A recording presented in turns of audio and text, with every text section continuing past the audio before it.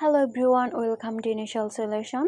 In this tutorial, I will show you how to set 1-inch margins for an assignment, research paper or other document in Google Docs. So let's start the video.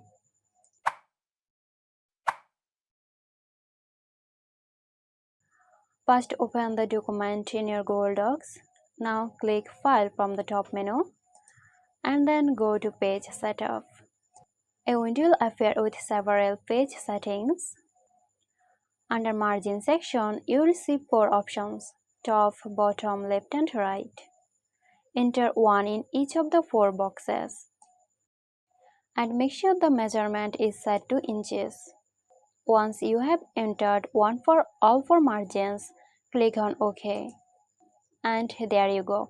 Your document will now have 1-inch margins on the top, bottom, left and right sides. I hope this video helped you out. Stay tuned for more helpful tutorials here at Initial Solution. This video is sponsored by Zerosoft. Zerosoft offers graphic design, UI UX design, digital marketing and web development. Elevate your brand with Zerosoft today. For more details, check the description box.